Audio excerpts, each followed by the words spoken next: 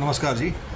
આજે સવારે જ મેં ફેસબુક પર એક પોસ્ટ મૂકી હતી કે સિવિલ હોસ્પિટલના બીજે મેડિકલના હોસ્ટેલ જે ડેમેજ થયા છે પ્લેન ક્રેશના કારણે, એના કારણે એ હોસ્ટેલ અત્યારે રહેવા લાયક રહી નથી। તો એ હોસ્ટેલમાં રહેતા ડૉક્ટર મિત્રો, એમના ફેમિલી, જેમને પણ રહેવાની આપણે વ્યવસ્થા અત્યારે જોઈતી હોય તો વાસણા એરિયામાં ધર્મરસિક વાટિકા કરીને જૈન ધર્મશાળા અને ભોજનશાળા છે। ખૂબ સુંદર રહેવાનું પ્લેસ છે। મારે એના ટ્રસ્ટીઓ સાથે વાત થઈ છે અને મેં એમને વિનંતી કરી છે, એટલે એમણે મિનિમમ એક મહિના સુધી આ વૈકલ્પિક વ્યવસ્થા કરવાની તૈયારી બતાવેલ છે, જેમાં રહેવાનું અને જમવાનું બંને આવી જાય છે અને ખૂબ સરસ જગ્યા છે। એટલે આજે સવારે પણ એક વિડીયો પણ એવો જોયો હતો કે જ્યાં કોઈ ડૉક્ટરના દીકરી હોસ્પિટલમાં એડમિટ છે, એમના વાઈફ પણ ડૉક્ટર છે, પોતે પણ ડૉક્ટર છે। તો આ વિડીયો એ દરેક ડૉક્ટર મિત્રો સુધી પહોંચાડો કે જેમને અત્યારે રહેવાની વ્યવસ્થામાં તકલીફ પડતી હોય।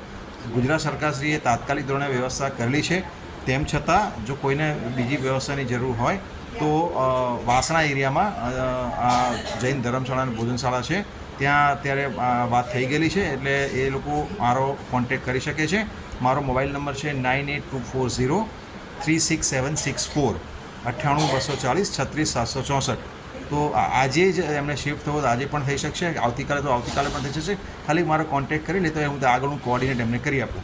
અને આ મારી અપીલની રિસ્પોન્સ માટે હું ધર્મરસિક વાટિકાના ટ્રસ્ટીઓનો ખૂબ દિલથી આભાર માનું છું કે જેમણે મારી અપીલને સ્વીકારી છે અને આ વ્યવસ્થા માટે એમણે હા પાડેલી છે। ઓછામાં ઓછા 25 ડૉક્ટરો સુધી વ્યવસ્થા થઈ શકશે, એનાથી વધારે, પણ અત્યારે ઓછામાં ઓછા 25 ડૉક્ટરો ત્યાં એકોમોડેટ થઈ શકશે અને ખૂબ સારી જગ્યા છે। Thank you.